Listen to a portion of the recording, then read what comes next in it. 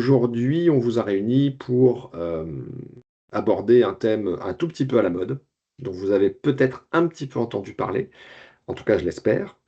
Il a été repoussé à plusieurs reprises. Il y a pas mal de pédagogie à faire sur le sujet, parce que c'est pas forcément un sujet si simple que ça, mais néanmoins pas si compliqué non plus, en tout cas on l'espère, et on est là pour vous apporter des informations dessus. Ce sujet, c'est bien sûr la facture électronique. Euh, Ce ne sera pas repoussé. Ça, c'est pour répondre à tout de suite. C'est une question qui peut éventuellement se poser. On est bien parti pour y aller et ça va démarrer au 1er septembre et forcément, il faut s'y préparer. On a fait le choix aujourd'hui d'en parler avec un éditeur. Donc, on ne va pas forcément s'étaler sur le contenu de la réforme dans tous ses détails, même si on va vous en parler un petit peu évidemment. Mais on a choisi d'aborder le sujet avec notre partenaire Penny Lane et avec Sarah. Bonjour Sarah. Bonjour Emmanuel et bonjour à tous. Merci d'être là, merci de nous accompagner déjà, toi Sarah, et puis j'en profite aussi pour passer un petit coucou à François, peut-être qu'il nous écoute ou qu'il nous écoutera. Voilà, donc on remercie l'équipe Pennyline pour leur accompagnement sur toutes ces sessions d'information et puis sur l'accompagnement de nos clients en général. On a des gens de chez Graph également, l'équipe commerciale et marketing avec Rassan, Lucie, Gaël et Philippe. Et on a également une personne un peu particulière chez nous qui s'appelle Stéphane, Stéphane Retière. Salut Stéphane, je ne sais pas s'il nous entend. Stéphane a un rôle particulier puisque c'est le responsable des consultants et notre chef de projet, notamment sur Pennyline. Donc si demain vous souhaitez mettre en place Pennyline avec Graph, il est fort probable qu'à un moment donné, vous ayez affaire à l'ami Stéphane. Voilà, il y a 44 participants, on en attend environ 60. On va pouvoir démarrer la session tranquillement. Ce que je voulais juste vous dire en introduction, c'est que nous sommes là pour environ 1 heure. Voilà, on a prévu 1 heure, 1 heure 1 quart. Vos caméras sont coupées et vos micros sont coupés pour le moment. Vous pourrez les activer éventuellement en fin de session pour poser des questions si vous le souhaitez. Vous avez également le chat, donc la partie conversationnelle. N'hésitez pas à poser des questions. Il n'y a pas de questions bêtes, surtout sur ce sujet-là. La facture électronique, n'hésitez pas à poser des questions. Toutes les questions sont les bienvenues et c'est normal d'en avoir. Donc surtout, n'hésitez pas à poser des questions. Le fameux replay de cette web démo, parce que bien évidemment, elle va être forcément formidable, cette démo avec Sarah. Donc tout le monde va vouloir la revoir et la re-revoir. Donc le replay de la web démo sera disponible environ sous 48 heures. C'est Lucie qui va nous préparer ça. Et ce sera disponible sur notre chaîne YouTube. Voilà, sur YouTube, vous tapez Graph et vous verrez apparaître la web démo de Pennyline d'aujourd'hui. Et puis effectivement, à la fin, on aura la possibilité aussi d'échanger sur des questions autour de la facture électronique ou autour de Pennyline d'ailleurs, hein, puisqu'on est là et on a la chance d'avoir quelqu'un de chez Pennyline avec nous. Donc n'hésitez pas, si vous avez des questions, il ne faudra pas hésiter à le faire. Par rapport à Graph, juste quelques éléments d'information que vous avez peut-être, mais que je vous redonne au cas où. Aujourd'hui, nous savons donc nous sommes un groupe déjà, nous sommes groupe Graph, puisqu'il y a plusieurs entités. Donc il y a peut-être d'ailleurs des clients des différentes entités aujourd'hui. Donc vous connaissez l'entité Graph, peut-être connaissez-vous également l'entité ATI, qui est une société en Vendée qui a intégré le groupe il y a maintenant 18 mois. Graph et ATI font ce qu'on appelle des logiciels standards, typiquement du Pennyline, ou du Sage, ou de l'EBP, ou du Silane. Ça, c'est pour la partie standard. Et puis, nous faisons également du sur-mesure avec Arociel. Arociel a cette capacité à développer du code, à développer des fonctionnalités sur mesure, que ce soit en gestion commerciale ou en CRM, dans un mode qu'on appelle web ou full cloud, full SaaS. Donc, pour les plus aficionados de la technique, on appelle ça du PHP MySQL. Et Arociel est tout à fait versé dans ce qu'on appelle les API. Donc chez Pennylane, vous entendrez souvent parler d'API, de connecteurs API. Et bien Arociel notamment, mais pas que, hein, parce qu'il y a également des développeurs chez Graph qui savent le faire, mais Arociel nous accompagne également sur cette partie-là. Nous accompagnons les entreprises, nous vous accompagnons dans tous vos besoins de solutions de gestion. Et vous voyez là l'ensemble des fonctionnalités que nous adressons aujourd'hui chez nos clients. Là, on va plutôt parler de la couche basse, de l'aspect comptabilité finance. C'est plutôt ça, effectivement, qu'on adresse chez Penny Lane, mais dans Penny Lane, dans le périmètre Penny Lane, on va parler également de vente, on va parler d'achat, on va parler de GED. Donc c'est un espèce d'ERP financier assez large aujourd'hui, hein, qui couvre quand même une bonne partie du spectre que vous avez là, et qui peut venir évidemment en complément de produits métiers, aussi bien de gestion commerciale, mais également de gestion de production. Et toutes ces briques-là sont également présentes chez Graph. Donc on a je dirais une complémentarité des offres aujourd'hui de Pennyline avec les offres historiques de Graph qui est assez intéressante, avec les connecteurs API qui viendront se connecter, qui viendront se déployer entre les deux. Globalement, nos implantations géographiques, c'est plutôt le Grand Ouest, mais nos clients sont aujourd'hui un peu partout sur le territoire national. On a des clients à Paris, on a des clients à Montpellier, on a des clients à Nancy, et je les salue s'ils sont dans la session. Mais principalement aujourd'hui, c'est vrai que nos clients sont plutôt présents dans l'Ouest sur les différents sites que vous voyez là. Avec quelques chiffres, sans vouloir voilà, vous embêter avec ça, ça représente environ 7 millions d'euros de chiffre d'affaires, environ 1000 clients et une cinquantaine de collaborateurs qui sont là pour vous accompagner. Ça, c'est notre expérience, notre historique. Bon, on n'est pas trop une start-up, mais on est plutôt des gens qui sommes bien installés depuis 25 ans. Mais on aime bien aussi avoir, je dirais, des nouvelles offres à notre catalogue qui nous poussent hors de nos retranchements. Donc vous nous connaissez certainement pour Sedge, pour EBP et pour les offres un peu historiques. Aujourd'hui, on a d'autres offres telles que Lucas, telles que Penny Lane, telles que Zindoc, qui sont des offres full cloud, full SaaS et qui sont un peu plus modernes par rapport à nos offres historiques, mais qui sont souvent très complémentaires. En termes d'expertise, vous retrouvez là nos partenaires majeurs. Historiquement, bien évidemment, Sedge et EBP ont eu une histoire importante chez Graph. Euh, de nouvelles offres, comme je vous le disais, ont pris également le relais avec Penny Lane, avec Lucas, avec Silae. Nous proposons également des offres Microsoft sur l'aspect BI. Et puis effectivement aussi des offres métiers avec Opsim BTP, qui est une très belle offre autour du bâtiment. Et Zindoc sur de la GED. Nous avons également des offres infra en complément de ces offres logicielles. On va parler d'hébergement, de cloud. On va parler également de sécurité. La sécurité est un sujet important, très important même. Et puis d'Office 365 sur tout ce qui est bureautique. Pour compléter nos offres standards, chez Graph et chez ATI, nous avons des développements, des développements de connecteurs, des développements autour de la BI. Nous savons aujourd'hui connecter Power BI avec quasiment l'ensemble des partenaires majeurs que vous voyez là. Et puis des add-ons, on va parler de gestion de multi-sociétés, de WMS ou de modules complémentaires divers et variés.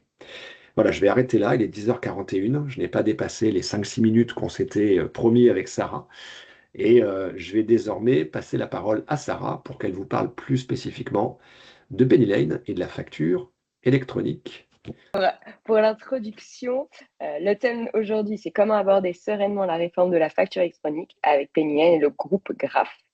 Pour les intervenants, vous l'aurez déjà compris, Emmanuel qui s'est présenté juste avant, et du coup, moi qui fais partie de l'éditeur Penny Lane, je suis dans les équipes avant-vente et j'accompagne nos partenaires dans les propositions des offres produits justement Penny Lane.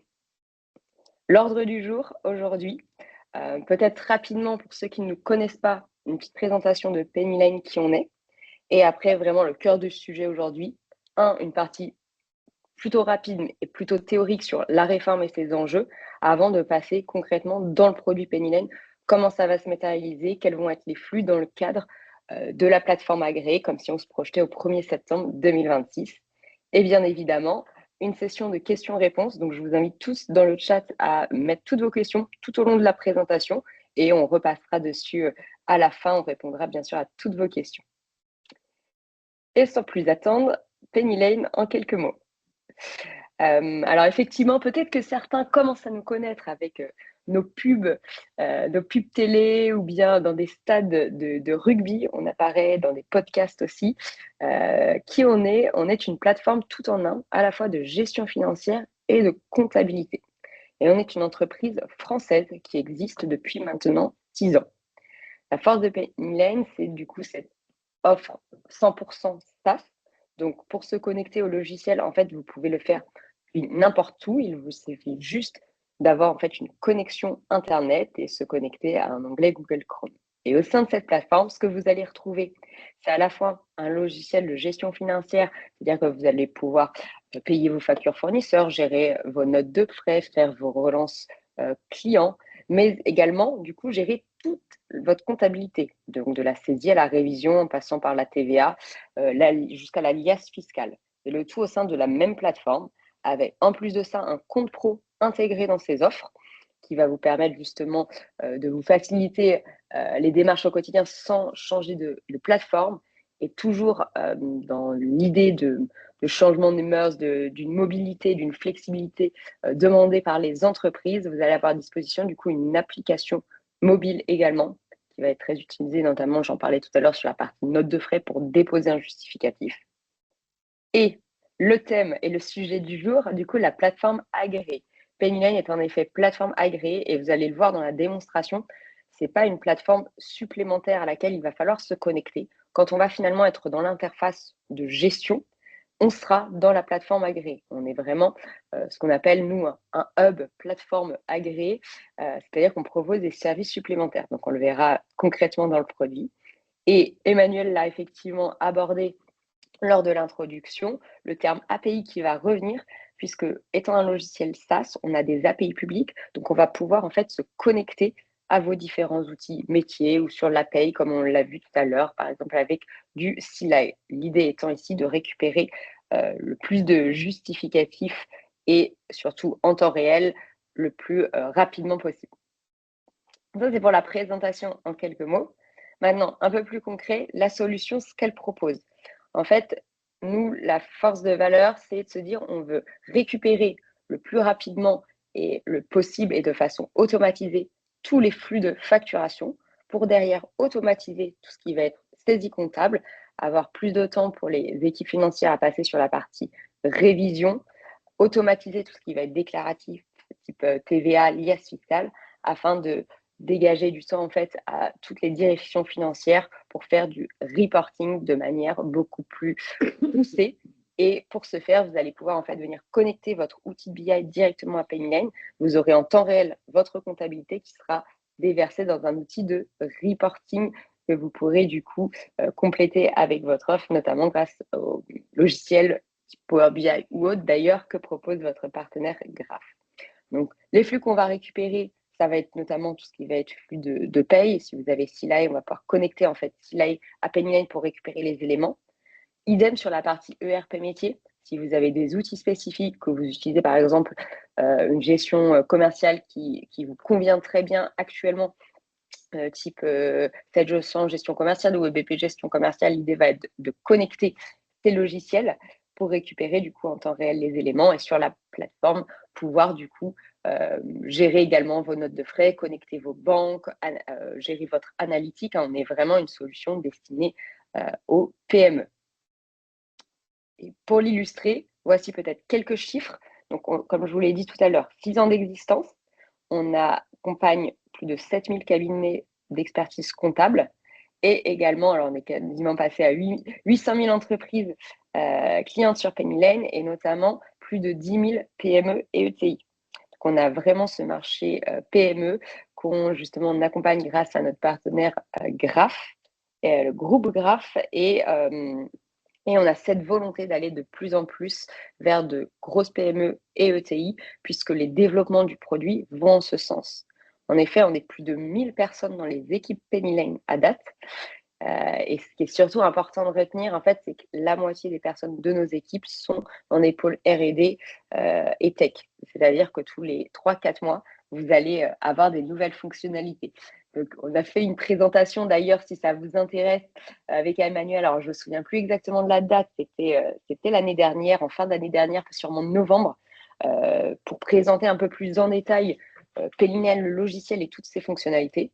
Bon, comme je vous l'ai dit, comme c'était il y a quelques mois, il y a eu quelques améliorations, mais vous aurez déjà une bonne vision, puisqu'aujourd'hui, on ne va pas pouvoir parcourir l'intégralité et l'exhaustivité des fonctionnalités. On va se focaliser sur les fonctionnalités liées à la réforme de la facture électronique, mais Pennyline ne s'arrête pas à ces fonctionnalités-là. Donc, si ça vous intéresse, n'hésitez pas à vous rapprocher effectivement de Graph pour apprendre davantage à nous connaître.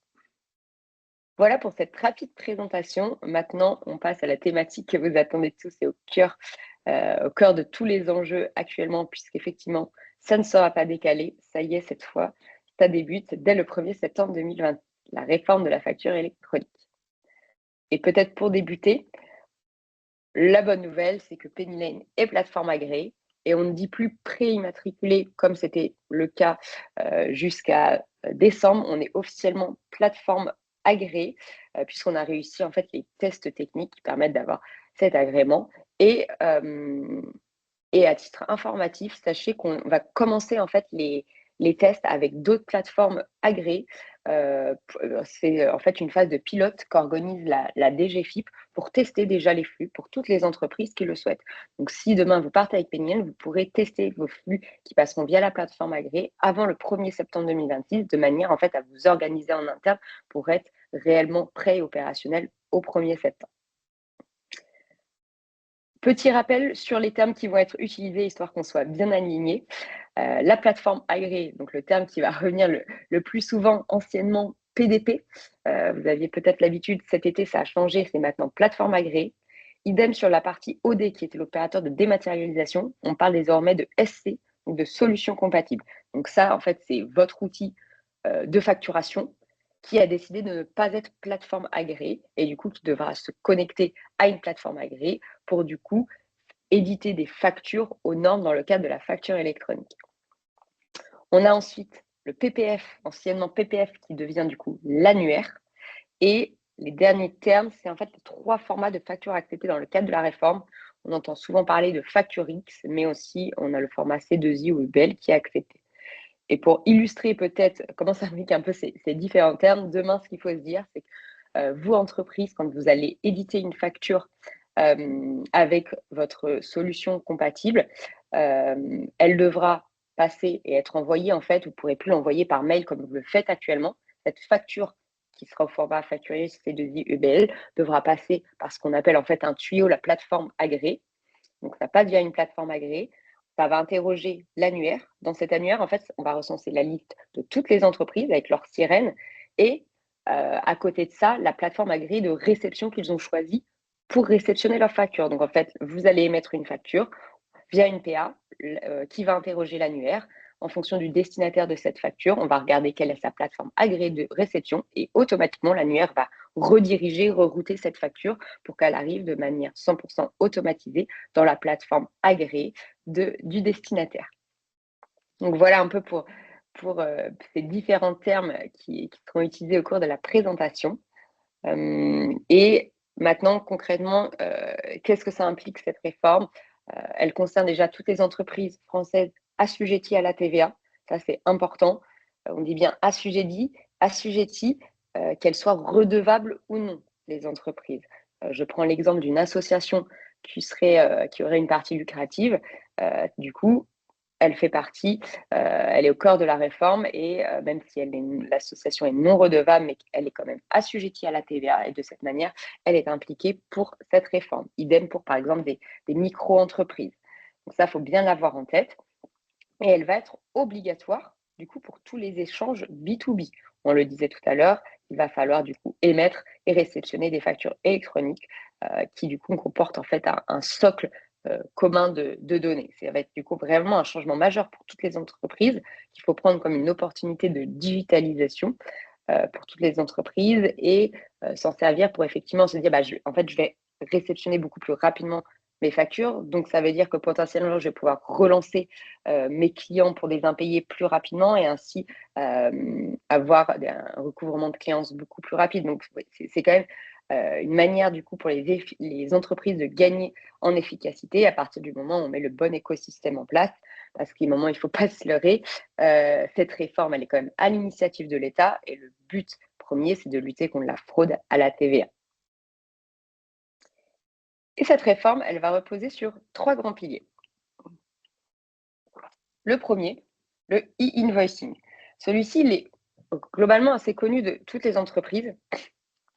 C'est la facture électronique. C'est pour tous les échanges B2B en France. On émet, on reçoit des factures électroniques qui passent via des plateformes agréées. En général, ce point-là, c'est OK, toutes les entreprises en sont fait. Mais la réforme ne s'arrête pas là. C'est-à-dire qu'il y a deux autres piliers qui sont en fait une brique e-reporting B2C et international. Donc ça, c'est pour tous les échanges B2C.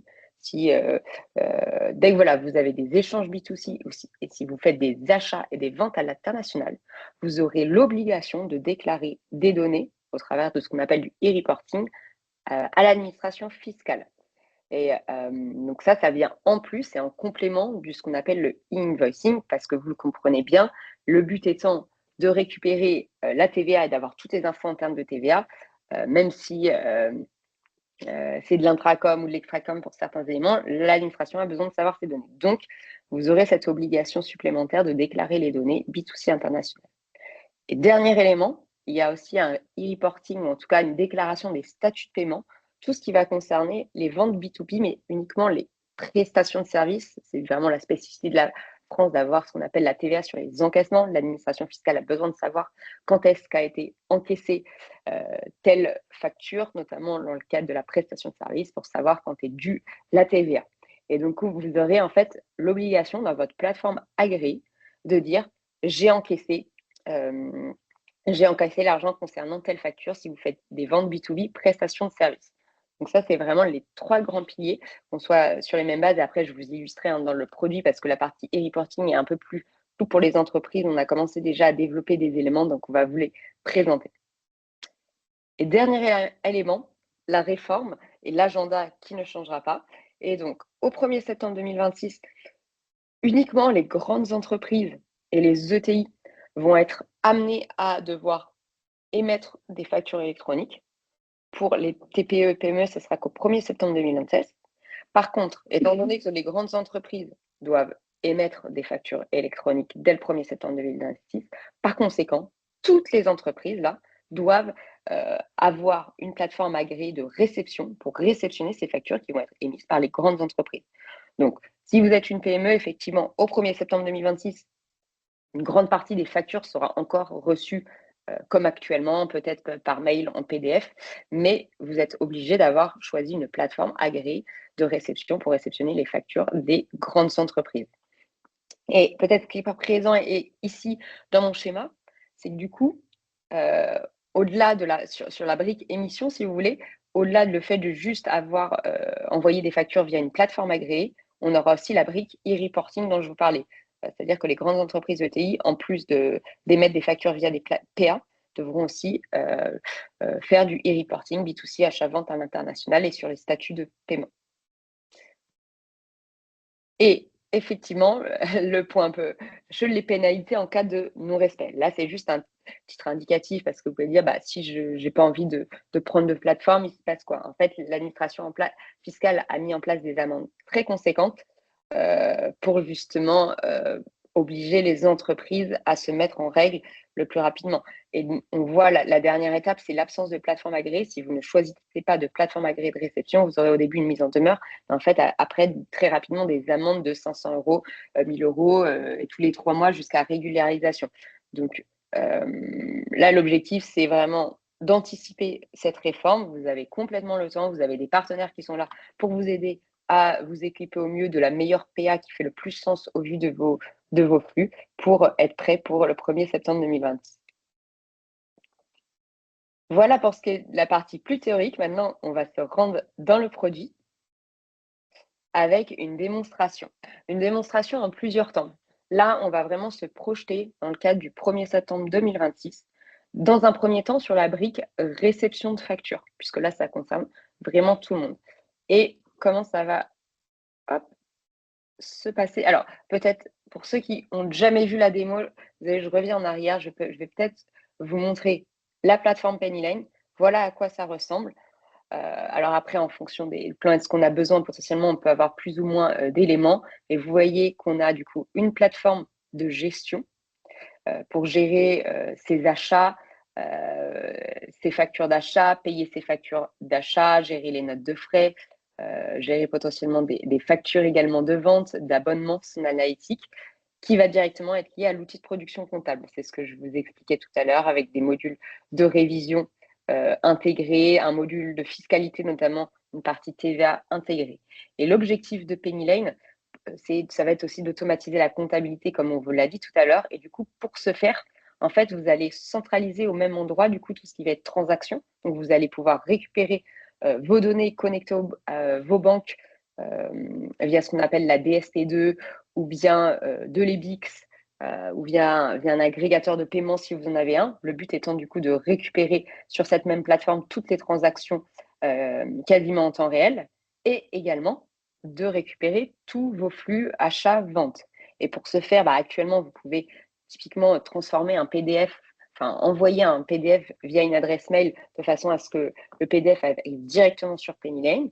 Vous pouvez également prendre en photo vos justifs via l'application mobile pour que ça arrive sur la plateforme, connecter un Google Drive. Là, on s'adapte un peu au process interne. Et du coup, demain, vous le voyez juste ici, vous aurez la possibilité d'activer Pennylane comme plateforme agréée de réception. Vous pouvez d'ailleurs d'ores et déjà le faire puisque, comme je vous l'ai dit, il y a un pilote qui va commencer. Donc, vous pouvez choisir Pennylane comme plateforme agréée de réception. Et grâce au fait qu'on va réunir sur la même plateforme transactions, flux d'achat, flux de vente, vous allez voir qu'on va pouvoir faire, grâce aussi à l'IA, des suggestions de réconciliation automatisées, toute cette partie de lettrage. Donc ça, c'était juste en introduction. Peut-être la dernière brique, quand on dit récupérer les flux, on a toujours parlé d'API, un logiciel ouvert. Donc on en parlait tout à l'heure lors de la présentation. Vous voyez, toutes vos données de paye, si vous avez Silae, vous allez pouvoir connecter Silae pour récupérer de manière automatique tout ce qui va être OD de paye. On a une liste d'intégration un peu plus sur étagère. Mais sachez que si vous avez des besoins spécifiques avec un outil métier, le groupe Graph va être là pour vous accompagner et potentiellement connecter votre outil métier à Pennylane, moyennant un développement personnalisé grâce à nos API publics. Donc voilà pour l'introduction. Maintenant, je vous montre concrètement, dans le cadre de la réception, comment ça va se matérialiser. Le premier élément à avoir en tête, vous voyez, c'est là, ici, on est dans la plateforme Pennylane. On est dans la brique de gestion des achats et des factures d'achat. Là, ici, l'endroit où vous trouvez, en fait, vous vous trouvez dans la plateforme agréée Pennylane. C'est ce que je disais en introduction, on n'est pas une plateforme supplémentaire, on est intégré dans le logiciel. Donc là, vous allez vous connecter sur Pennylane et vous allez voir que vos factures vont être arrivées. C'est-à-dire que demain, dans le cadre de la réforme de la facture électronique, en fonction de la source, vous allez avoir des factures qui vont être importées via mail et toutes les factures qui ont été réceptionnées automatiquement via la plateforme agréée vont arriver sur cette interface. Votre rôle, à vous en tant qu'entreprise, ce sera de refuser la facture si vous n'en êtes pas le destinataire. En fait, par défaut, il y a quelque chose d'invisible, si vous voulez, pour vous, c'est est-ce que la facture a bien été déposée dans une plateforme agréée, est-ce qu'il y a toutes les mentions légales, mais ça, c'est un jeu invisible pour vous, entreprise, qui se passe entre PA, de savoir s'il y a toutes les mentions légales et pour, du coup, arriver dans la plateforme agréée de destination. Là, on est dans la plateforme agréée de réception et, du coup, par défaut, elle est acceptée, cette facture. Par contre, effectivement, si vous n'en êtes pas de destinataire, vous aurez la possibilité de gérer ce qu'on appelle un statut qui va être refusé. Donc ça, c'est les deux premiers en fait cas d'usage. C'est parce que potentiellement, il y a une suspicion de fraude. Il y a une erreur de destinataire. Vous n'êtes pas, donc du coup, on refuse cette facture. Si on la refuse, elle va être dans un statut refusé et non comptabilisé, bien évidemment. Par contre, on a le cas numéro 2 où il y a une erreur sur la facture. C'est-à-dire que vous êtes bien le destinataire de cette facture, mais la prestation a été réalisée, mais vous n'êtes pas d'accord avec les montants, les quantités. Là, dans ce cas présent, ce n'est pas un refus de facture parce que vous en êtes bien le destinataire, mais vous voulez mettre en fait cette facture en litige parce que vous allez demander à votre fournisseur un avoir, puis une nouvelle facture. Et donc, vous pourrez très facilement, depuis la PA Pennylane que vous voyez ici, indiquer qu'il y a une erreur sur la facture, indiquer le texte pour expliquer à votre fournisseur pourquoi il y a une erreur et du coup demander une rectification. De cette manière, votre facture va être placée en litige et lorsque vous aurez reçu du coup l'avoir, vous pourrez décider de payer cette facture. Là, tout ce qui se passe dans la PA, c'est vraiment bien à décorréler de l'approbation métier des circuits et des workflows de validation qui sont là vraiment de dire je veux payer ou pas cette facture. Là, quand on est dans la PA, c'est juste est-ce que cette facture nous est destinée ou pas. Et après, on choisit d'un point de vue métier business de la mettre en paiement ou pas. Et avec Pennylane, justement, comme vous êtes cette plateforme agréée est intégrée, vous n'avez pas besoin de sortir de la plateforme. Vous pouvez directement continuer et mettre en place un workflow de validation en restant sur cette même plateforme pour ensuite envoyer cette facture, par exemple, avec votre équipe commerciale, des circuits de validation à plusieurs niveaux. Et là, il y a beaucoup d'améliorations aussi sur le produit, sur les circuits de validation, beaucoup plus de flexibilité. Si vous êtes intéressé pour les mettre en place, on pourra vous donner davantage d'éléments. Donc, la facture, elle passe en à valider. Une fois qu'elle a été approuvée par les équipes métiers, elle va passer en statut à payer et vous aurez la possibilité directement depuis Pennyline de payer cette facture. De payer cette facture, soit via le compte pro qui est intégré, qui vous permet du coup, sans sortir de la plateforme, en fait, de payer votre facture en quelques clics, soit en exportant par exemple un fichier XML qu'il faut déposer sur votre banque ensuite. Tout l'intérêt de payer depuis Pennyline, c'est que du coup, ça va automatiser la comptabilité et tout le lettrage. Je vous explique pourquoi. Là, je paye avec mon compte pro. Donc, je vais vérifier le paiement, je vais vérifier les montants. Je vous montre à l'échelle d'une facture, hein, mais sachez que vous pouvez payer en masse toutes vos factures, bien évidemment. Il y a des contrôles sur les données bancaires présents dans le compte pro. On peut notifier les fournisseurs. Je vais assez vite. Là, on a payé cette facture. Donc, ça veut dire quoi? Ça veut dire que le statut de cette facture est passé en payé. Vous verrez que d'un point de vue comptable, cette facture est comptabilisée et du coup, elle va être rapprochée en fait de son paiement, puisque là, le paiement, on a fait partie, on a initié le paiement depuis Pennyline. Donc, quand la transaction, elle va redescendre, puisqu'on est connecté à la banque, du coup, elle va être automatiquement réconciliée de cette facture et ça va automatiser le lettrage. Je vous montre en comptabilité. Là, c'était le cas d'usage, j'ai payé via le compte pro. Autre cas d'usage, en fait, vous avez payé votre facture en dehors de Pennyline. Mais étant donné qu'on est connecté aux banques, la transaction, elle va redescendre dans Pennyline grâce à cette connexion bancaire. Et du coup, l'intelligence artificielle va pouvoir vous faire ce qu'on appelle une suggestion de réconciliation. Au vu de la date du montant, on estime que c'est cette transaction qui est à réconcilier de telle facture. Et du coup, vous, en tant que gestionnaire des achats ou d'un point de vue comptable, vous pourrez en fait confirmer ou rejeter la suggestion faite par l'IA. Une fois confirmé, ça va réconcilier votre facture de votre transaction et automatiser tout ce qui va être compta et lettrage. Je vous le montre juste après. Quand on réconcilie, vous voyez bien que le statut passe en payé. Très important, hein, ces sujets de statut, parce que notamment sur la partie achats internationaux, il y aura besoin justement d'avoir ces éléments de statut payé. Autant sur les statuts obligatoires, c'est vraiment sur la partie, ce que je vous ai dit, vente B2B, partie encaissée, mais important d'avoir une PA aussi liée à l'outil de production comptable, notamment sur la brique achat et vente à l'international, puisque c'est des éléments qui doivent être pris dans le cadre du e-reporting et qui devront être envoyés via les PA. Je bascule, je suis toujours sur la même facture, mais je bascule maintenant d'un point de vue comptable. On est sur la même plateforme, c'est juste qu'on est dans le volet comptabilité. Et en fait, ces factures qui étaient en gestion, on les retrouve à l'identique en pré-traité côté comptabilité. Et donc, je vais aussi voir cette facture. Vous voyez, il y a une transaction en attente parce que souvenez-vous, ça a été payé via le compte pro. Donc, le temps que ça arrive, il y a une heure de latence à peu près. Cette transaction va être déjà rapprochée de la facture. Vous voyez ici qu'on a bien le schéma comptable qui est déjà pré-généré au vu de ce qui a été paramétré en amont. Donc, dès qu'une facture est intégrée, elle va être automatiquement comptabilisée. On a la possibilité dans cette comptabilisation de mettre des règles pour la suite. Et tout est réconcilié, comme vous voyez, avec la facture du coup Tech Solution de 1 000 €. Souvenez-vous, c'était la facture qui en gestion avait été réconciliée.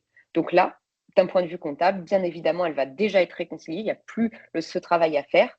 Et quand on regarde l'écriture comptable, comme on l'avait réconciliée en gestion, c'est-à-dire qu'on n'a plus juste l'écriture comptable de la facture, on a vraiment l'écriture comptable de la facture d'achat, l'écriture de la transaction avec le lettrage au niveau du compte fournisseur et éléments supplémentaires, on a une écriture supplémentaire de TVA sur les encaissements. Ça, peut-être pour vous faire rapidement le pitch, c'est qu'on va gérer l'intégralité de tout ce de la TVA, puisqu'on a un module de TVA intégré. Et donc, tout ce module de TVA va être alimenté automatiquement. Et pour pouvoir gérer à la fois la TVA sur les débits, mais surtout la TVA sur les encaissements, on va se baser sur des comptes comptables, des taux de TVA qui ont été pré-saisis et avoir des comptes comptables liés. De cette manière-là, lorsque vous allez saisir une facture qui est de la prestation de service, on va le savoir au niveau du compte comptable. Au moment où on enregistre la facture, on va la mettre dans un compte comptable de TVA d'attente. non reliés au formulaire.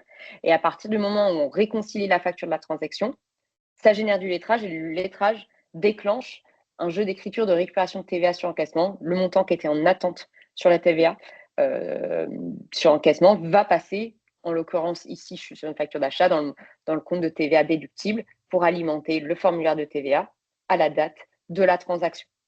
Donc ça, c'est comment on va automatiser tout le process de A à Z jusqu'à la partie donc TVA en automatique. Là, j'ai un cas très simple avec la TVA à 20%. On gère tous les cas de figure de TVA. Si vous avez TVA débit et prestations de services sur une même facture, on les gère aussi. On gère l'intra comme l'extractum. Là, c'est juste un cas simple pour vous montrer, mais sachez qu'on va gérer les différents cas pour la TVA.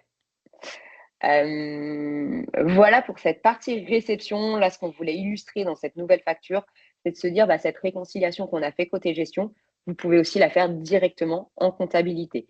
Et si vous la faites d'un point de vue comptable, ici, vous avez du coup le paiement de matériaux Bernard de 1 000 €. Quand vous êtes en train de contrôler la comptabilité, vous pouvez réconcilier d'un point de vue comptable. Ça génère lettrage, récupération de TVA sur encaissement, c'est tout ce qu'on a vu juste avant. Et l'impact en gestion, c'est que du coup, cette même facture, elle va être passée en statut payé. Donc vraiment, on a une source de vérité unique entre la gestion, la plateforme agréée, puisque là on est dans la plateforme agréée, et la comptabilité.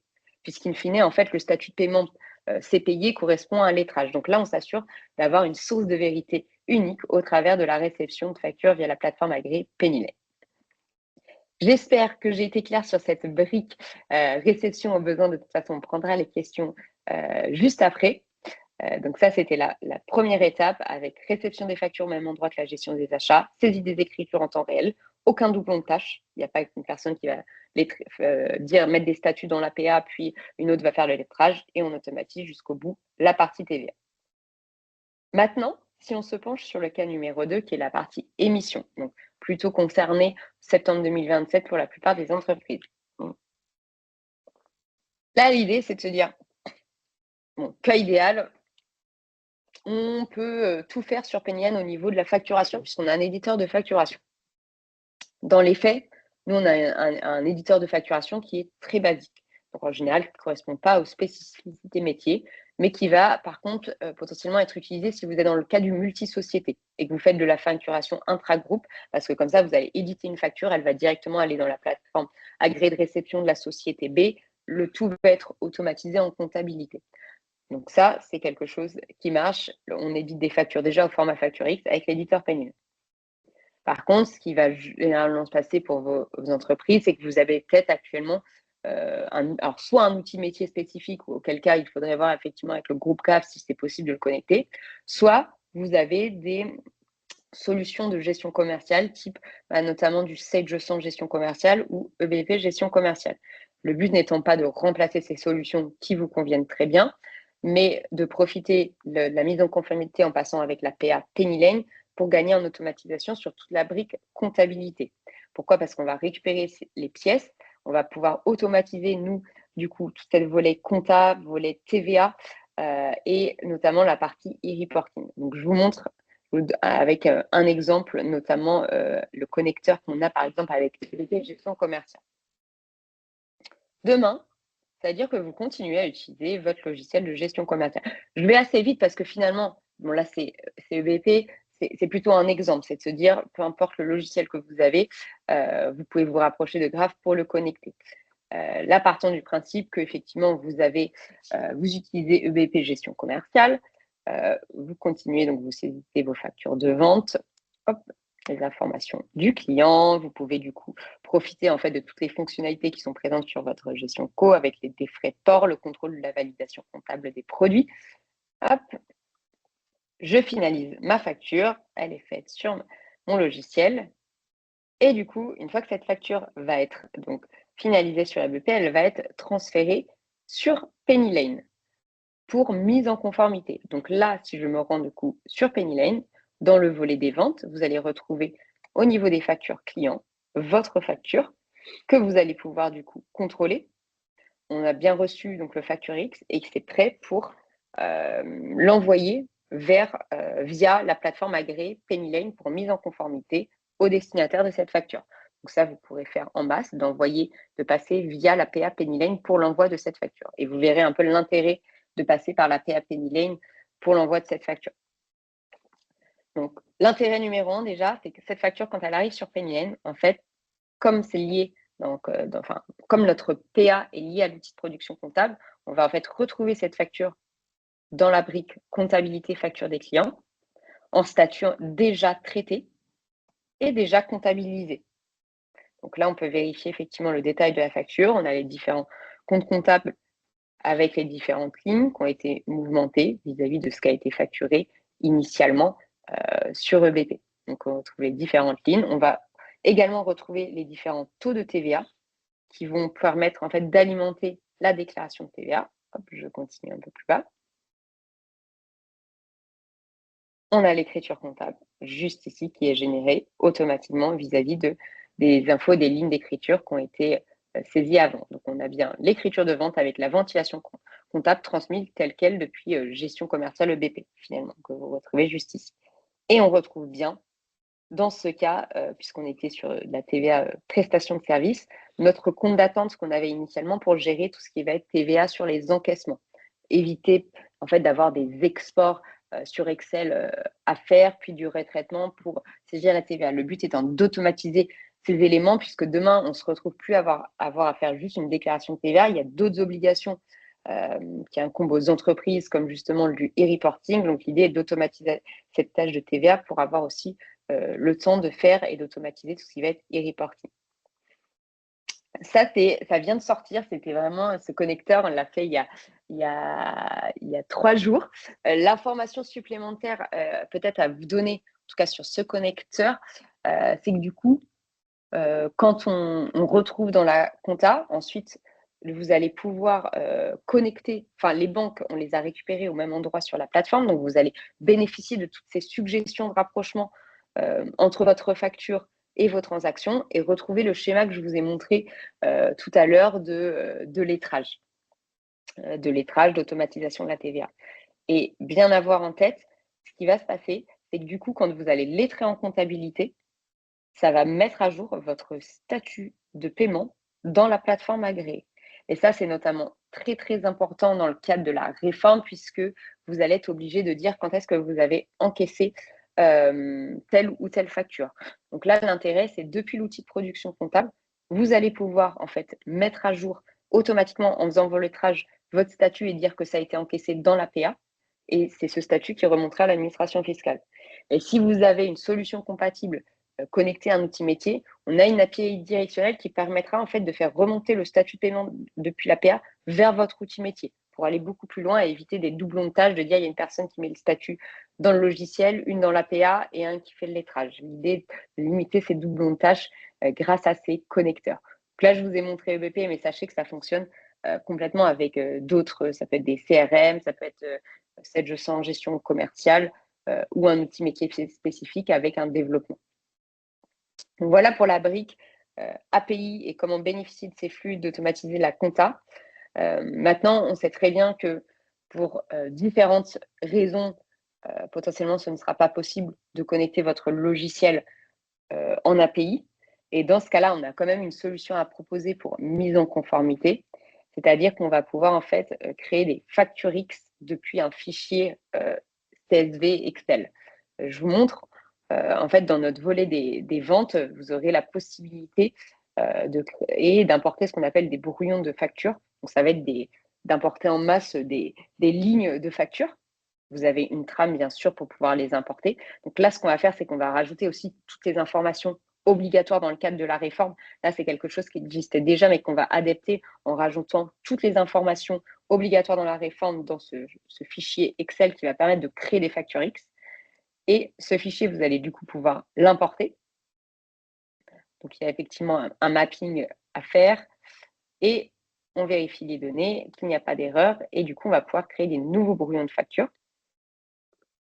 Hop.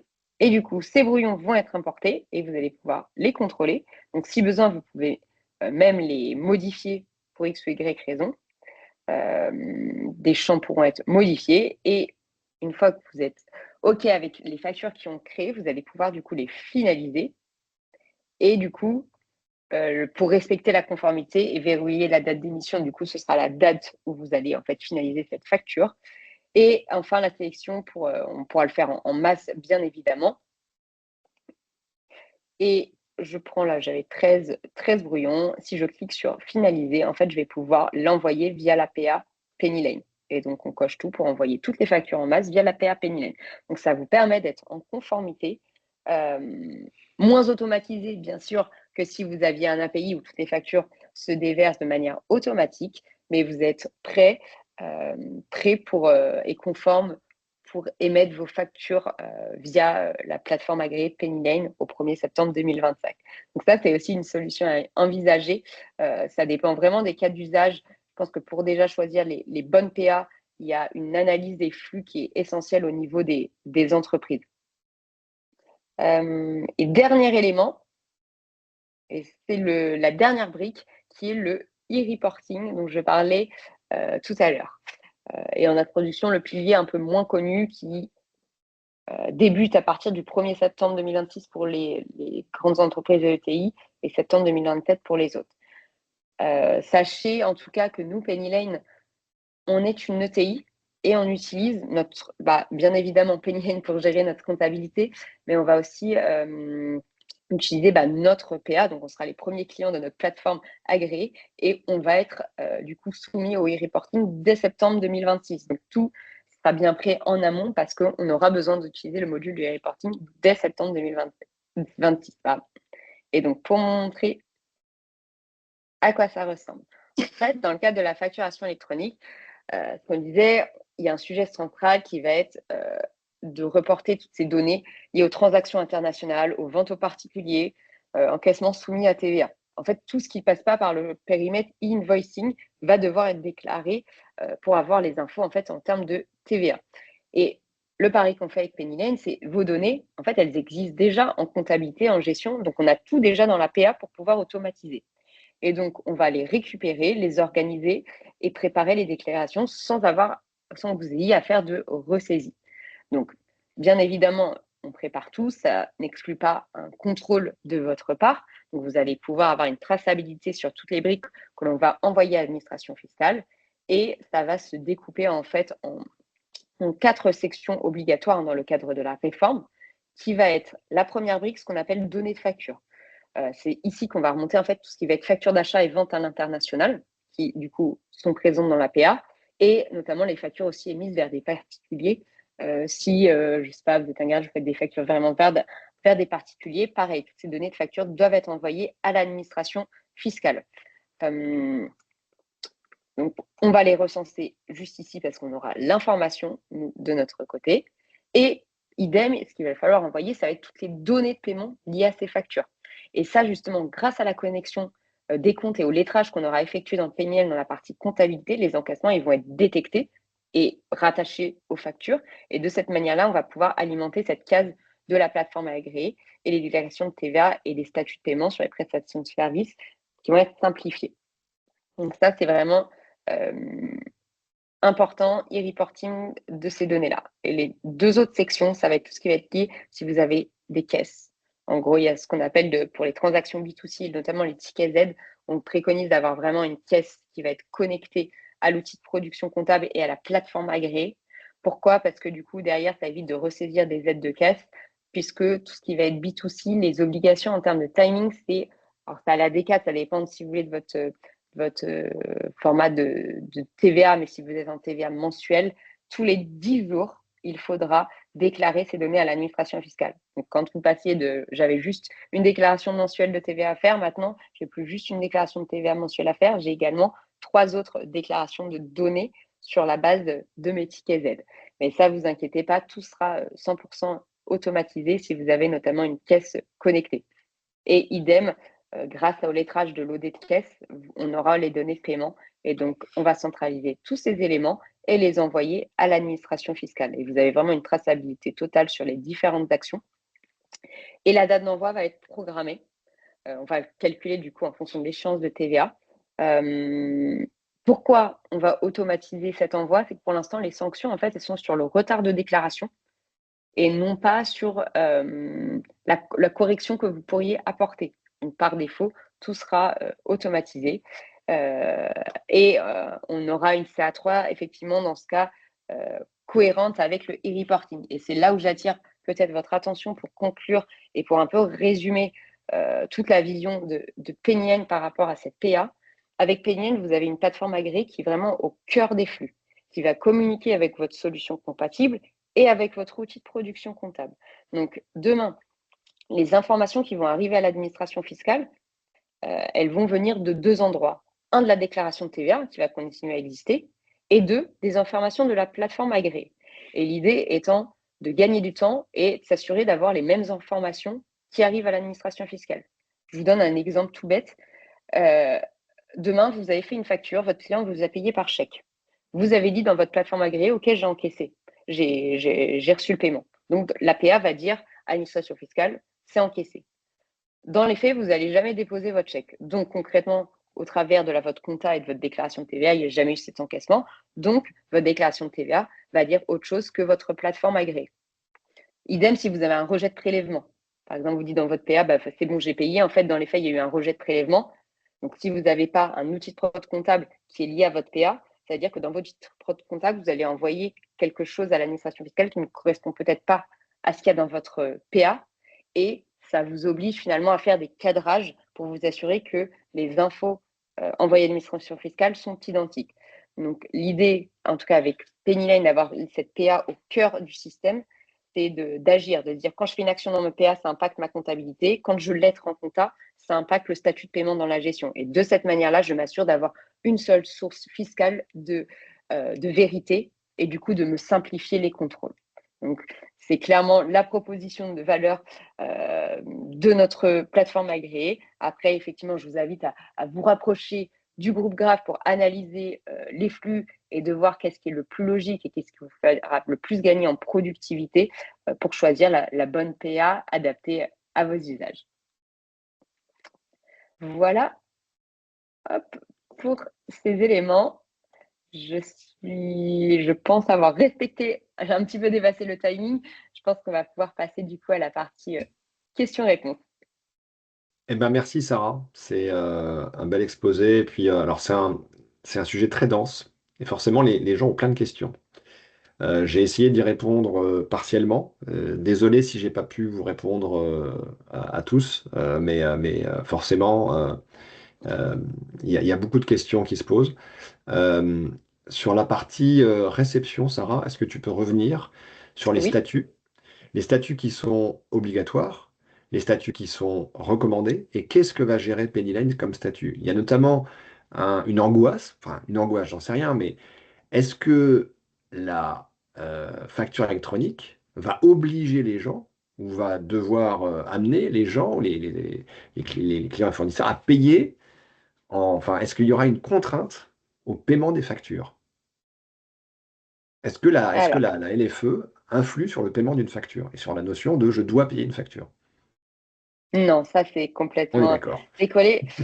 Moi, je vais essayer par contre de vous trouver, parce que je trouve que des fois avec une image, c'est un peu plus parlant parce que c'est Ouais, cycle de vie de la facture. Du coup, je recherche juste en attendant euh, un petit schéma qui illustre que je trouve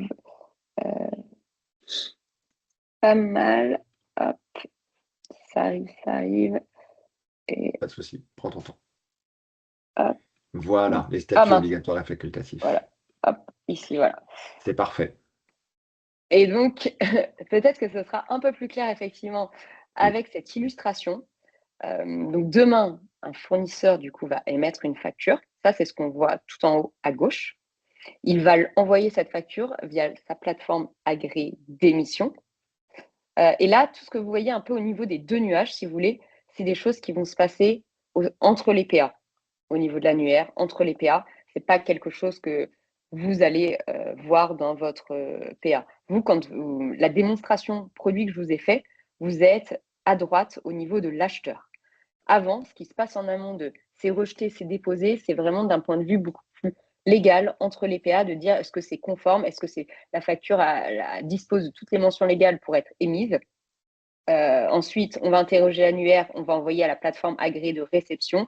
Là, pareil, on va juste s'assurer qu'il y a toutes les informations légales. Et ensuite, si tout est validé entre les PA, ça arrive dans la plateforme agréée de l'acheteur que vous voyez du coup tout en bas à droite. Et ça, c'est vraiment ce que je vous ai montré dans la démonstration. C'est j'ai acheté, donc j'ai reçu ma facture d'achat dans ma plateforme agréée. Et du coup, moi, mon seul statut obligatoire en tant qu'entreprise, si j'ai acheté et que j'ai reçu une facture, c'est de la refuser. C'est le statut vert que vous voyez là, c'est le seul statut qui est obligatoire. Les statuts facultatifs à droite, moi je vous en ai montré un qui était en litige.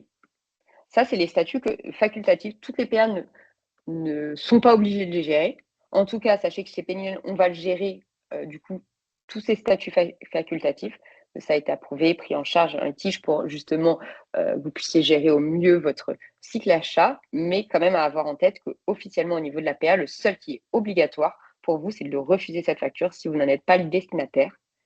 Et le dernier peut-être, c'est celui dont je vous ai parlé également, c'est le statut encaissé. Quand vous avez encaissé de l'argent, ce statut-là, si c'est de la prestation de service, vous êtes obligé de l'indiquer. Mais ça, c'est pour ça que sur la brique achat, je ne sais pas si j'étais claire, mais en fait, vous n'avez rien à faire puisque c'est le fournisseur qui a émis cette facture qui va dire quand est-ce qu'il a été payé. Donc, l'administration fiscale, c'est le fournisseur en fait qui va dire j'ai encaissé cette facture. Donc, vous, en tant qu'acheteur, vous n'avez pas besoin de dire quand vous avez payé parce que dans tous les cas, l'administration fiscale a cette info, mais via le fournisseur. Donc si je résume, Sarah, en tant que client, on a juste à dire j'accepte, je refuse. Et Même pas effectivement, j'accepte. même si j'accepte, enfin, dans la mesure où j'accepte une facture, je peux toujours, sur Penny Lane, la mettre en litige. Je te laisse voir. Exactement. Exactement. Mais même pas l'accepter. Par défaut, en fait, elle est acceptée. Par défaut, l'accepter. Mais on peut mettre effectivement un statut facultatif pour un peu plus traiter, accepter, mais la mettre en litige comme on l'a vu finalement dans l'exemple. On a eu une autre question sur l'aspect TVA, sur l'autoliquidation. Oui, Est-ce que tu aurais quelques éléments d'information là-dessus? ça, c'est des éléments effectivement qu'on va gérer, l'autoliquidation. Dans les exemples en question, je vous ai montré un taux de TVA par exemple à 20%. Mais sachez que du coup, dans cette liste, pour du coup gérer 100% la partie TVA, on va bien avoir par exemple de l'intracom à 20%, on a d'autres taux, le carburant, et l'autoliquidation, on a des taux spécifiques et donc des écritures comptables adaptées à l'autoliquidation qui alimentent les bonnes cases du formulaire de TVA qui est internalisé du coup sur Pennylen que je peux vous montrer peut-être juste ici, d'avoir des formulaires. Quand je dis on internalise le formulaire, vous voyez, c'est que hop, on a une nouvelle fonctionnalité qui est sortie sur la partie TVA. C'est ici, vous voyez, on a le formulaire que vous connaissez très bien sur impôt.gouv. Il va être avec l'ergonomie Pennylen et déjà pré-rempli sur la base de la comptabilité. Donc en fait, à chaque fois, vous allez savoir pourquoi on reprend tel ou tel montant en fonction de ce qui a été saisi sur la période. Ça génère votre OD de TVA de manière automatique. La nouveauté, là, c'est que si jamais manuellement vous changez les montants, vous allez pouvoir impacter les comptes comptables et donc directement impacter l'OD de TVA. Et la dernière étape, ça va être la télédéclaration de la TVA, sans surcoût pour vous, bien évidemment. C'est nos Pennylen qui sont connectés à Télédec, donc vous n'avez pas besoin de sortir de l'interface pour gérer votre TVA. Une question un petit peu en dehors de l'aspect LFE, mais qui est importante. Est-ce que Pennyline permet de gérer les stocks? Alors, bonne question. Non, pour l'instant, en natif, on ne va pas gérer la partie stock. On va plutôt du coup se connecter à des outils spécialisés, un BP qui va gérer les stocks ou même des logiciels type Airplane. Il peut y en avoir plusieurs sur le marché. On va se connecter à ces logiciels-là pour du coup après bénéficier quand même de toute la partie comptable, mais la gérer sur un outil tiers. Par contre, c'est des éléments qu'on envisage de creuser puisque après sur une gestion simple des stocks puisque on va bientôt gérer l'agricole, notamment des dossiers en agricole. Et du coup, pour ce faire, il y a besoin de gérer une partie stock, donc on va se servir de ce qui avait été fait. Mais à date, non, on n'a pas de module de stock. Sans rentrer dans les détails, mais je dirais en expliquant les choses de façon très macro, Pennyline propose-t-il une gestion analytique sur l'aspect comptable? Oui, tout à fait. On va avoir une gestion analytique. Donc, l'idée n'est pas d'aller dans le détail, mais sachez qu'on va avoir de l'analytique comptable, de l'analytique avec des plans structurés. Vous n'êtes pas limité en termes de création d'axes. Ça, c'est quelque chose qu'on va créer. On va pouvoir gérer tout ce qui va être analytique à la ligne ou à la pièce et du coup avoir des restitutions en interne sur l'application pour du grand livre l'export de grand livre analytique, compte de résultats analytiques. Il y a pas mal d'améliorations en plus à venir là, prochainement pour automatiser tout ce qui va être analytique, notamment sur par rapport au compte comptable et automatiser tous ces éléments-là. Mais pour l'instant, oui, on le gère très bien, analytique structurée, multi-axe. Et la restitution de données si on est sur du multi-axe et du croisement d'axes, en général se faire avec des outils de BI qu'on va connecter à Pennyline, comme tu as montré tout à l'heure, Emmanuel. Type Power BI, effectivement. Mm. Reprendre peut-être un tout petit peu le e-reporting. Est-ce que tu peux repréciser les flux du e-reporting? Pourquoi est-ce que le e-reporting est obligatoire par rapport au invoicing et quels sont les flux du e-reporting? On parle notamment du B2B international ou du B2C. Voilà, qu'est-ce qui est dans le e-reporting et qu'est-ce qui ne l'est pas? Ouais, effectivement. Alors attendez, hop, pareil, je pense que j'ai Un petit schéma. voilà, qui va être plus parlant. Je l'avais masqué, mais comme la question, hop, hop, hop.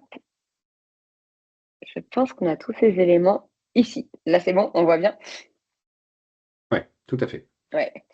Donc, c'est donc bon, le principe, c'est voilà pour tout ce qui va être donc B2C et achat et vente à l'international. Et en fait, c'est tout ce qui va le périmètre, c'est vraiment tout ce qui n'est pas du e-invoicing domestique. Et donc là, on a un peu listé. Je suis pas allée, pardon, vraiment dans tous les détails, mais ça concerne du coup tout ce qui va être vente de biens et de services en UE et hors UE, les achats de biens en UE. Pourquoi, peut-être vous allez me dire, mais euh, pourquoi il y a il y a pas les biens hors UE? La raison, c'est parce que demain, si vous achetez un ordinateur au Japon, on aura déjà en fait l'info de la TVA, ça se passe via ProDouane qui alimente la déclaration de TVA. C'est pour ça que l'administration a déjà l'info sur la TVA. Donc, dès que vous faites des services, c'est en UE et hors UE où vous devez déclarer ces données pour tout ce qui est prestation de services. Et pour les biens, c'est juste l'achat de biens en UE. Là, c'est vraiment pour avoir des détails un périmètre voilà, beaucoup plus technique. Et on a effectivement tout ce qui va être achat de services hors UE. Donc ça, c'est la partie transaction internationale. Et l'autre partie, c'est tout ce qui va être B2C, vente aux particuliers, des magasins, des sites de e-commerce, services aux personnes. Du coup, et ça va concerner à la fois si on fait par exemple des factures B2C, parce que ça peut arriver, mais également tout ce qui va être du coup Z de caisse. Et la décade, c'est ça, c'est comme on disait, si vous êtes en TVA mensuel, ce e-reporting, il est à réaliser en fait 3 fois par mois, le 10, le 20 et le dernier jour du mois. Et si vous êtes après, ça dépend, sinon c'est tous les 2 mois ou tous les 3 mois. On nous demande également une petite ouverture sur les autres fonctionnalités pour comprendre si on peut avoir un seul outil intégré, CRM, production, stock. Je vais te laisser répondre, Sarah, mais de façon globale, Pennyline n'est pas un ERP intégré qui couvre tout votre système d'information. Tout du moins, il ne l'est pas encore. Donc, on ne va pas parler de production, on ne va pas parler de gestion commerciale et de vente extrêmement complexe. On a vu une question aussi sur le monde du bâtiment. Bah non, aujourd'hui, on sait gérer des ventes simples et on sait gérer éventuellement des abonnements. Mais si on parle de la facturation à l'avancement ou des situations de travaux dans le bâtiment, Pennyline, pour l'instant, n'est pas l'outil qui sera certainement adapté à ça. À moins de Complètement. bidouiller, de contourner des choses, mais franchement, c'est pas le but du jeu. La Ouais, le but, CRM, c'est c'est pareil. vraiment cette partie CRM, ERP métier. L'idée avec Pennyline, en fait, c'est plutôt de connecter vos outils spécifiques via API, mais pas mais on ne le remplacera pas. C'est En tout ça. cas, pas de. Euh, on a parlé de la production et des stocks, ça non plus, effectivement, a priori, c'est pas dans le périmètre. Sur les stocks, il y a une vraie ouverture de Penny Lane quand même à l'avenir. Moi, j'ai déjà entendu parler effectivement des stocks sur des feuilles de route à venir, donc c'est certainement, à mon avis, un domaine sur lequel l'éditeur va se pencher. Ce que fait bien aujourd'hui Penny Lane, c'est évidemment toute la comptabilité au sens large, la comptabilité jusqu'à la banque. Vous l'aurez compris, c'est que demain, si vous voulez des comptes pro, si vous voulez avoir des cartes virtuelles ou physiques, de pouvoir donner des cartes à des collaborateurs, eh bien, vous le pourrez dans le cadre de Penny Lane. Vous pouvez réaliser les paiements directement depuis Penny Lane et vous avez la transaction qui se traduit de la banque vers la compta. En fait, votre banque va devenir votre comptabilité. Donc ça, c'est un gros enjeu important et qui va simplifier effectivement la gestion. Et au-delà de cette partie-là, vous avez tous les achats avec la GED, avec les workflows de validation, toute la liasse fiscale, les immobilisations, les notions de relance et la notion de TVA qui est complètement intégrée. Donc je dirais que Penny Lane, s'il faut retenir un petit peu une image de ça, c'est un espèce d'ERP financier au sens large qui ne va pas jusqu'aux ERP métiers et aux offres métiers de gestion commerciale. Voilà si je dois un petit peu repositionner le produit dans son positionnement aujourd'hui. Attention, Pennyline avance extrêmement vite. Sarah vous l'a dit au début, sur les 900 ou 1000 personnes qu'il y a aujourd'hui chez Pennyline, il y en a 500 qui font du développement. Donc ça va extrêmement vite. Pennyline vient de lever 175 millions d'euros. Et à mon avis, enfin c'est pas qu'à mon avis, c'est une grosse partie de cet argent-là va servir à financer de la R&D et donc du développement. Donc le produit va extrêmement vite. Euh, une notion sur le cabinet comptable, un accès spécifique à Pennyline pour pouvoir accéder aux flux de factures reçues et émises, ou devons-nous émettre un fichier d'export et le transmettre à notre cabinet comptable? Alors historiquement, pour rien vous cacher, évidemment, Pennyline a été un outil extrêmement utilisé par les experts comptables. Il y a environ un expert comptable sur trois qui utilise Pennyline, si je ne me trompe pas. Donc aujourd'hui, il y a tout à fait moyen de collaborer avec votre expert comptable et de façon certainement plus fluide que ce que vous avez connu par le passé. Donc il n'y aura pas de transfert de fichiers, il n'y aura pas toutes ces choses-là. On va travailler beaucoup plus en collaboration avec l'expert comptable. Et sur les dossiers, nous, qu'on a déjà mis en production, eh bien, on a déjà vu, je dirais, au quotidien cette collaboration et c'est beaucoup plus fluide qu'auparavant. Simplement, le marché expert comptable, aujourd'hui, c'est principalement la TPE pour les gens qui ont des besoins assez limités. Nous, on n'est plus sur le marché PME, avec tous les besoins dont on a parlé là, en analytique, en API, en gestion du reporting. Ça, c'est vraiment tout l'aspect PME qui va se développer de plus en plus sur PDL. Je regarde un petit peu les choses qui nous sont. Les écritures comptables sont automatiques. Comment Pennyline détecte le compte de charge à la réception des factures? Bonne question. Alors ça, il y a plusieurs éléments. Soit du coup, il y a un paramétrage qui peut être fait avec un centre de règles qui permet de graver en fait dans le marbre certaines règles pour dire dès que l'OCR me détecte tel fournisseur, alors je veux qu'automatiquement il me propose tel compte comptable ou plusieurs comptes comptables. Hein. Ça, on peut faire une multiventilation. Mais également, du coup, toute cette partie IA. Du coup, on va en fait regarder le comportement que vous aviez. Par exemple, si vous faites une migration, demain vous importez un FEC. Du coup, quand l'OCR va détecter le fournisseur, il va aller regarder ce que vous aviez l'habitude d'imputer comme compte comptable pour tel ou tel fournisseur. Donc, ça va être soit des règles, soit alors vous pouvez modifier bien évidemment manuellement votre saisie et de l'IA. Après, ce qu'il faut avoir quand même en tête, c'est que du coup, avec l'arrivée de la facture électronique, finalement, tous ces éléments-là seront dans le fichier structuré et du coup, il n'y aura plus de lecture d'erreur, de lecture d'OCR, d'avoir mal détecté tel ou tel élément. Tout sera du coup très fluide pour détecter tous les éléments et générer l'écriture comptable. Et là, pour l'instant, vous voyez, ici, vous avez tout ce que vous voyez en violet, en fait, c'est des suggestions de l'intelligence artificielle pour saisir des contreparties comptables. Si vous n'avez pas mis de règles en place d'automatisation, bien évidemment. Voilà. Merci Sarah pour cette réponse précise. Euh, Lors de la validation du règlement, le compte bancaire est intégré. Il y a moyen de préciser la date de règlement selon l'échéance pour l'interrogation. Alors, j'ai pas bien compris la question. Alors, on est Lors de la sur quoi? valide- Sur une Lors de la validation achat, du vente? règlement, lors de la validation du règlement, le compte bancaire est intégré. Il y a moyen de préciser la date de règlement selon l'échéance. C'est peut-être pas très clair comme question. Ouais, Ouais, on essaiera de si creuser possible de ça. reformer. Ouais, Ouais, je sais on pas. essaiera de creuser ça. De façon générale, Sarah, il est 11h45. On a légèrement dépassé, mais c'était prévu. On avait prévu 1 heure, mais le fait de répondre à des questions-réponses, je pense que c'était plutôt une bonne chose. On va te remercier, Sarah, pour cette brillante démonstration et ces réponses en live. C'est jamais facile hein, de répondre du tac au tac en live comme ça, donc merci à toi. Et puis les schémas, je trouve, apportent forcément de la valeur ajoutée. On est content de vous avoir informé et réunis ce matin. Merci à tous et à toutes. Revenez vers nous, n'hésitez pas à revenir vers les équipes commerciales Graph. On recommencera ce genre de session évidemment. On est parti quand même sur une réforme au long cours. Donc, il faudra rester en lien avec nous et avec nos équipes. Et puis, on est là pour vous accompagner. Bien évidemment que vous avez la question de vous dire, est-ce que je migre vers Penny Lane? Est-ce que je ne migre pas vers Penny Lane? Quid de mon outil Sage, de mon outil EBP? Évidemment, toutes ces questions-là, il faut se les poser. Mais on va se les poser ensemble, tranquillement, sereinement. Et on sera là pour vous accompagner. Voilà. Merci Sarah, merci François si tu nous entends. Merci à tous et à toutes. Et à très bientôt. Merci à tous. Très bonne journée. Merci.